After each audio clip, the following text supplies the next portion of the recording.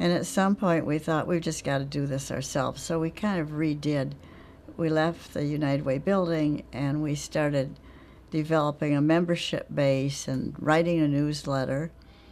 I remember one of the great days was when a friend of mine bought us a computer. Mm-hmm. And we couldn't believe it. Small little thing, was about this big. And Eleanor would write and I would type on the computer and then I'd edit and so on. So that was the beginning of our newsletter to start getting other money. And then we started gradually to create a presence in other counties. And Kids Count helped us a lot because it meant we had good facts to present. We had a product, which was the Kids Count book then, because it wasn't on a computer like it can be now. And we went around the state again presenting the results of our, the data from Kids Count. And that helped us to set up, different groups in different counties and have some presence outstate. So that really was a huge difference for us.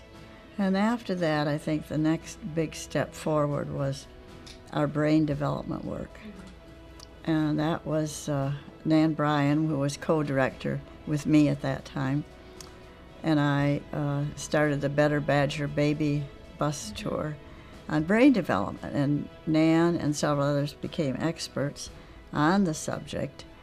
And we would take our bus that said Better Badger Baby Bus. It was yellow and it was all decorated with kids' faces, and took it around the state to create meetings and whatnot on brain development for child care workers and other people, parents, child care workers, and so on. That lasted quite a few years. And after that, I think I may have retired somewhere. We both did, somewhere in there.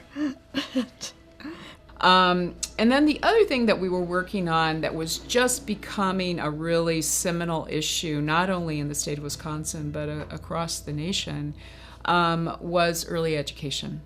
And the value of high quality early education. And now that sort of sounds like old hat because people have been working on it for so long, and Dave Eady from the council and the council have done such a great job of really keeping that issue, on the front burner. But at that time, really relatively little was being done in that area. But the council was a really logical, spokesperson for that issue because of all the work that folks like Nan Bryan had done on the early childhood brain development, which really was the basis for a lot of what we talked about as the value of high-quality early education. So that was a huge issue for us.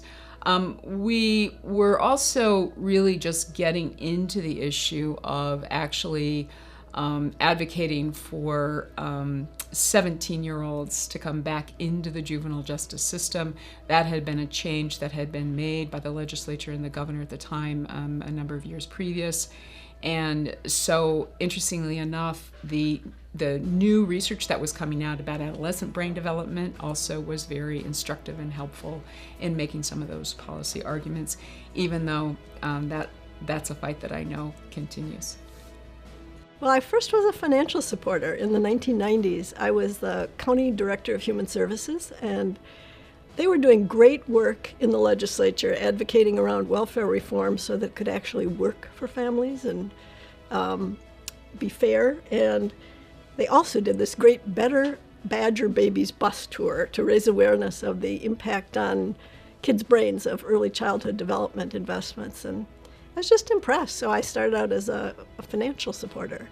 Then when I was Secretary of Health for the state, about 10 years later, they helped organize support systems and dialogue around what would it take to get health care for all kids.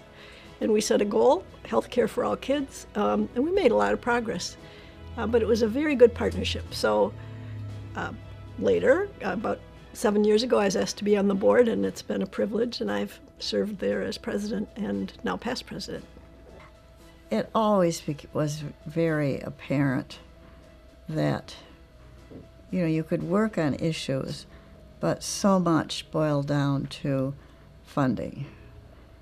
And so the state budget is really a huge part of one's work for anything that the state funds. And it's, I feel very strongly it's the state's responsibility to fund programs for health and child welfare and daycare and on and on. So I've been working at the council since January of 1999. So this is my 19th year at WCCF. And I was actually recruited by Ann Arneson the fall prior to that Ann asked me if I wanted to come and work for WCCF to start up the budget project. The catch being that I had to write a grant proposal to get the funding for the budget project. And so I took a shot at that. I wrote up the grant proposal, and lo and behold, we got that grant from the Casey Foundation, and we've had that grant rather miraculously for 19 years now. So that was the initiation of the budget project. The mission of the budget project is to develop sound budget policies that will enhance the health, well-being, and economic security of kids and families in the state. It sort of puts you in a different position. People don't think of child advocacy as being budget work. It's like people go on a school board and think they're going to have a lot to do with curriculum and so on, when really most of it's about school budget.